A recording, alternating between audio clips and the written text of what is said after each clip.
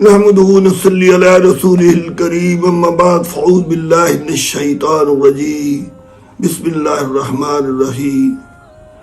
بیٹا آج کا بھی موضوع قرآن مجید کے حوالے سے قرآن مجید کا مطالعہ اور اس پر محیط تبصرہ، دوسرے الفاظ میں اس کا مرکزی خیال کیا ہے۔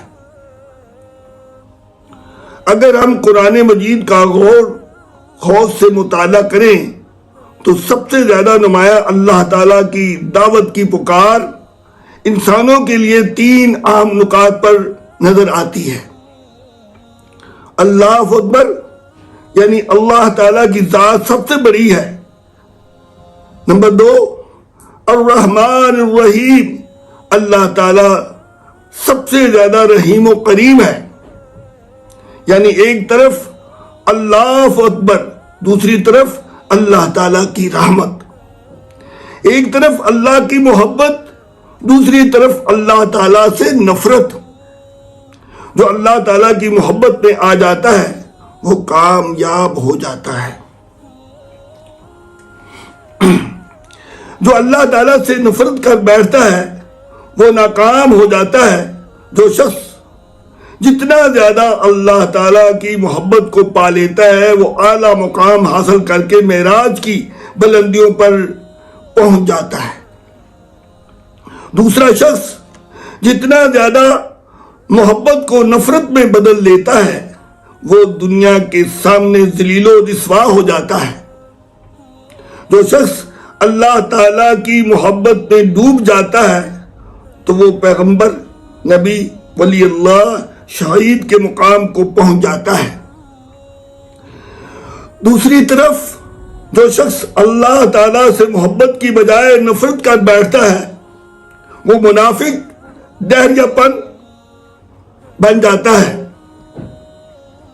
اللہ تعالیٰ ایسے لوگوں کو قرآن مجید میں انسانوں کی صف سے نکال کر جانوروں کی سے بدتر کے درجے میں بھیج دیتا ہے۔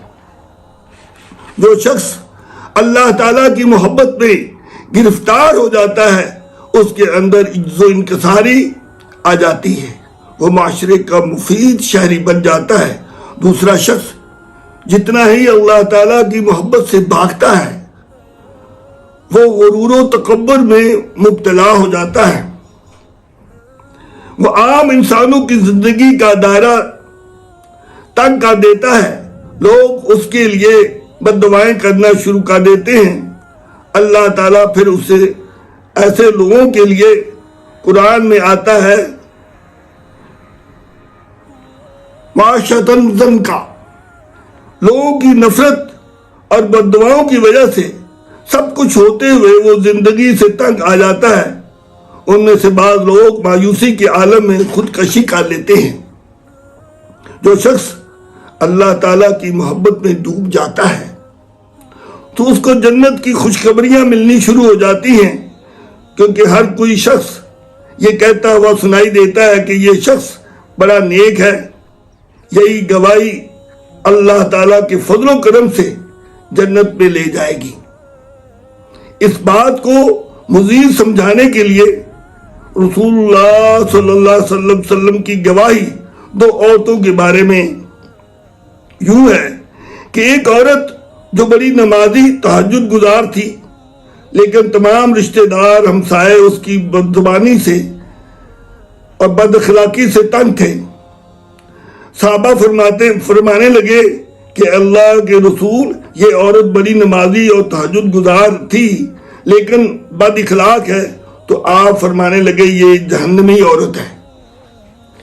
اسی طرح کچھ دنوں کے بعد ایک اور عورت فوت ہوئی تو صحابہ کی گواہی لی کہ یہ عورت کیسی ہے، تو صحابہ رضی اللہ تعالیٰ عنہ نے فرمایا کہ گواہی دی کہ یہ عورت بڑی خوش اخلاق، سارے محلہ والے اور رشتہ دار اس سے خوش ہیں، تو آپ نے فرمایا یہ جنتی عورت ہے۔ دوسرے وہ لوگ جو سب سے زیادہ بد اخلاق ہوتے ہیں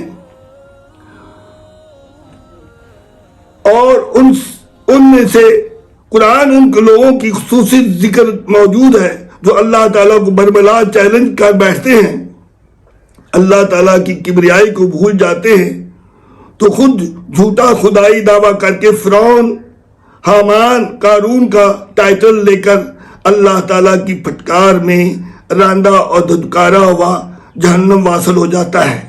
دوسری طرف اللہ اکبر کی پہچان کر اس کی محبت پہ ڈوب جاتا ہے تو رضی اللہ عنہ و رضی اللہ عنہا کی بشارت حاصل کر کے جنت الفردوس کے مقام کو پا لیتا ہے۔ آخر میں یہ دعا ہے کہ ہم سب کو اللہ تعالیٰ صحیح پہچان دماغ میں ڈالے اور اس پر عمل کرنے کی توفیق بخشے۔ آمین۔ وآخر دعوانا الحمدللہ رب العالمین۔